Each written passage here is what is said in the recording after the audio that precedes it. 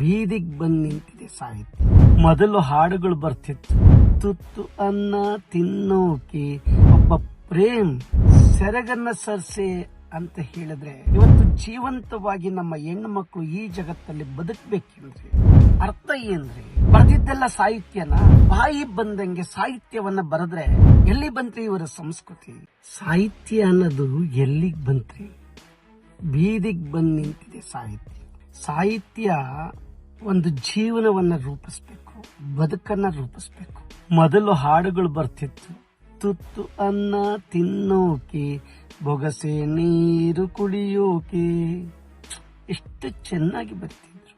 ಇವತ್ತು ಒಬ್ಬ ಪ್ರೇಮ್ ತುಂಬಾ ಚೆನ್ನಾಗಿ ಬರೀತಿದ್ದಂತ ಸಾಹಿತ್ಯ, ಅದೇ ಪ್ರೇಮ್ ಇವತ್ತು ಒಂದು ಮದ್ಯಪಾನವನ್ನ ಇಟ್ಕೊಂಡು ಸೆರಗನ್ನ ಸರ್ಸೆ ಅಂತ ಹೇಳಿದ್ರೆ, ಇವತ್ತು ಜೀವಂತವಾಗಿ ನಮ್ಮ ಹೆಣ್ಣು ಮಕ್ಕಳು ಈ ಜಗತ್ತಲ್ಲಿ ಬದುಕಬೇಕೆಂದ್ರೆ ಸೆರಗ ಸರ್ಸಿ ಅಂತಂದ್ರೆ ಅರ್ಥ ಏನ್ರಿ? ಇದು ಒಂದು ಸಾಹಿತ್ಯನ? ಇಂಥ ಸಾಹಿತ್ಯವನ್ನ ಯುವ ಮನಸ್ಸುಗಳು ಕೇಳಿದಾಗ ಅವರ ಮನಸ್ಸಿನಲ್ಲಿ ಏನಾಗುತ್ತೆ ಅನ್ನೋದ್ರ ಬಗ್ಗೆ ಯೋಚನೆ ಮಾಡಿದಾರ ಇವರು?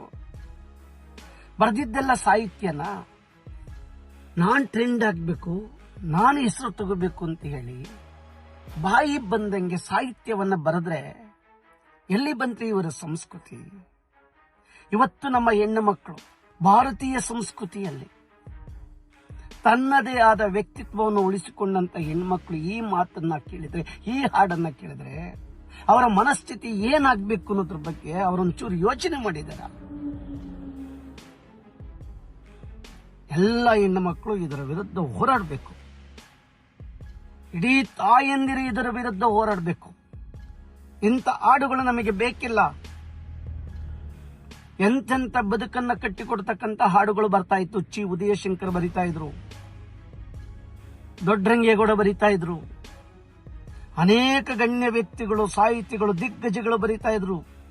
ಮನಸ್ಸು ಬದಲಾಗ್ಲಿ, ಸಂಸ್ಕೃತಿಯತ್ತ ಬರಲಿ, ಜೀವನವನ್ನ ರೂಪಿಸ್ಕೊಳ್ಳಿ. ಇವತ್ತು ಹಿಡಿ ಮಗ, ಒಡಿ ಮಗ, ಕೊಲ್ಲು ಮಗ ಅಂತ ಹಾಡುಗಳು ಬರ್ತಾವಲ್ಲ, ಈ ಹಾಡುಗಳನ್ನ ಕೇಳಬೇಕ ನಾವು? ಇದರಿಂದ ಅವರ ಮನಸ್ಸುಗಳು ಏನಾಗ್ತವೆ? ಇಡೀ ಒಡಿ ಕೊಲ್ಲು ಸಂಸ್ಕೃತಿ ಬರುತ್ತ್ರಿ ಇಂಥ ಹಾಡುಗಳು ಕೇಳಿ. ಇವರಿಗೆ ಧಿಕ್ಕಾರ ಇರಲಿ ಇಂಥ ಹಾಡುಗಳು ಬರೆದಾಗ. ಬನ್ನಿ, ನಮ್ಮೆಲ್ಲ ತಾಯಂದಿರ